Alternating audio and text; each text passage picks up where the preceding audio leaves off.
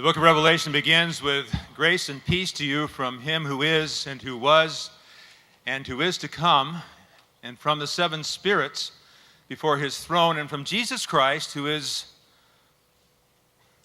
the faithful witness.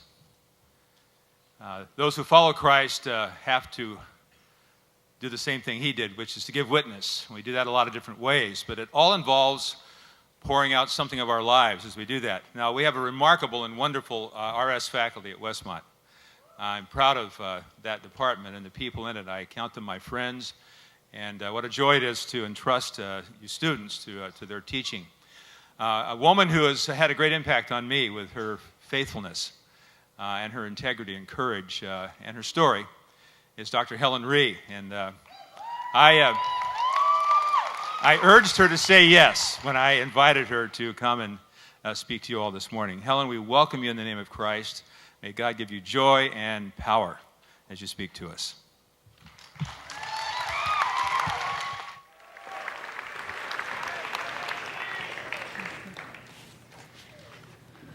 Good morning.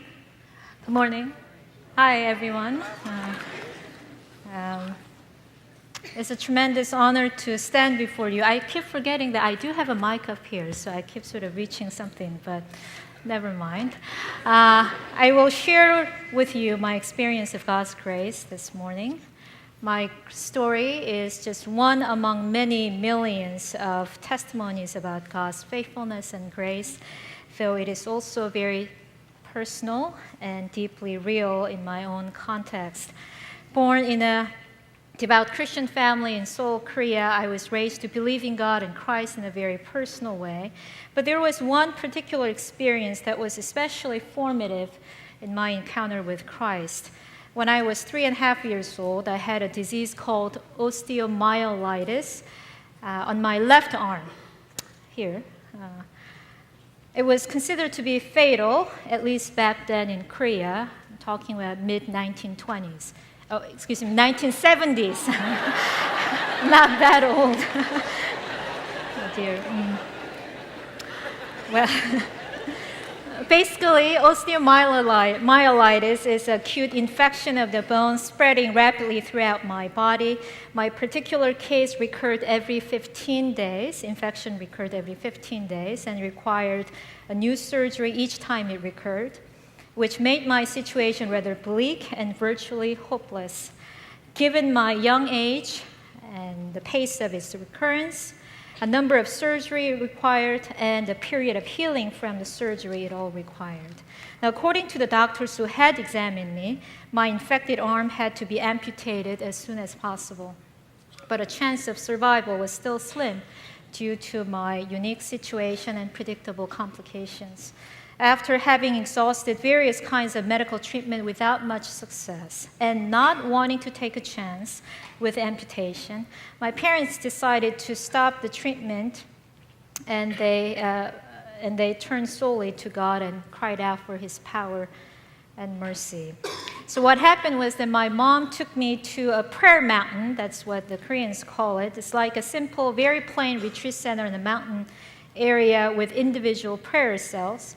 And we stayed there for about a month and a half. Now, the size of my arm, the infected arm, was the size of my thigh.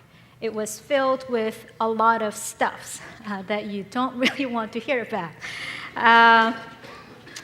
I could not wear any shirt with sleeve on because it wouldn't really fit it. Right? And it was excruciatingly painful, as I still remember. Now, I couldn't sleep or remain still because of a lot of pain. On the first day at the prayer mountain, a pastor prayed for my healing. I still remember that as she was praying, I saw a vision of whom I thought Jesus touching and petting my infected arm. And I told my mom about it after the prayer was over.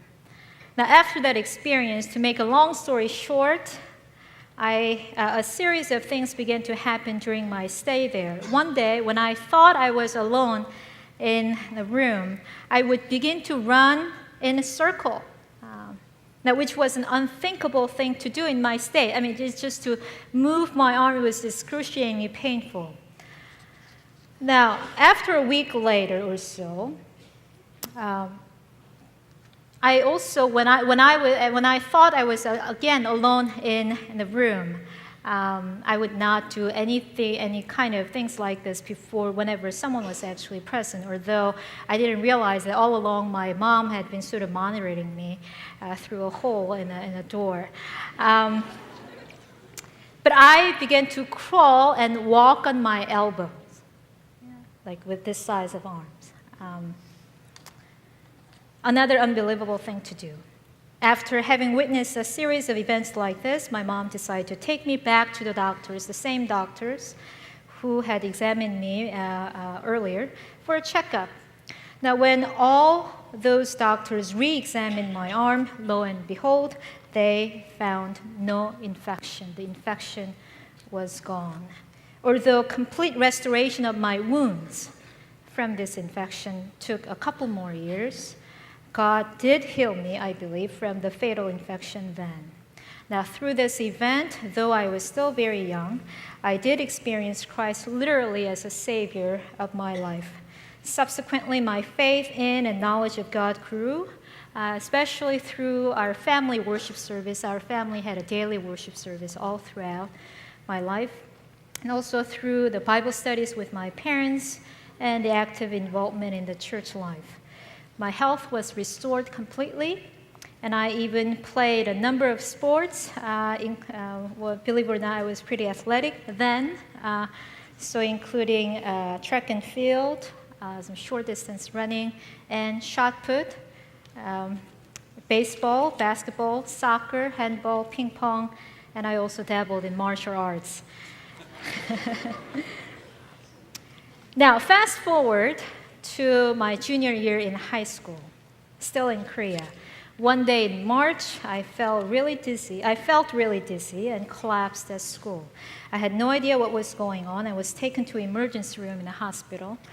Initially, I was diagnosed with leukemia, and I was in critical condition on the verge of death. It turned out that I had been internally bleeding for more than 2 months. Doctors failed to find its cause and were puzzled as to how to really stop bleeding and treat my case. Now, after 13 years since the osteomyelitis, a prospect of death became real once again, especially more so this time in my own consciousness. Now, life seemed so frail before death. I received such a huge amount of blood transfusion in such a short period of time that my upper body literally turned purple. And there was actually a friend of my mom. She was praying for me in the ICU. And she sensed that God was calling me to enter a seminary and, quote, professional ministry. In other words, be a pastor. Now, when my mom shared that news with me, my reaction, I just couldn't believe it. Not necessarily out of joy and gratitude, but I was so disappointed.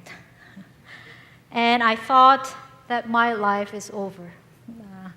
Now, for one thing, I did not want to become a religious professional. And for another, I had not seen any female pastor as a positive role model in my life yet. Now, you can tell I had a pretty kind of unhealthy or warped view of ministry and women in ministry in particular then. Now, after much hesitation and struggle, what can I do? I'm sort of in almost like a half comatose sort of a stage in the ICU. I finally said, Lord, yes, have your way. Here I am.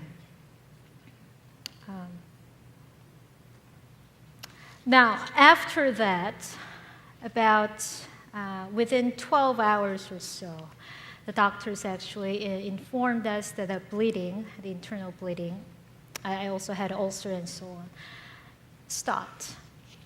It might be a coincidence, it might be something else. But personally, I took that episode as God's intervention, and I believe that I was given a second chance, actually a third chance to live, now with a specific call.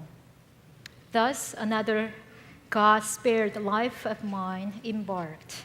But this new life, for which I was certainly grateful, didn't go the way I expected or envisioned.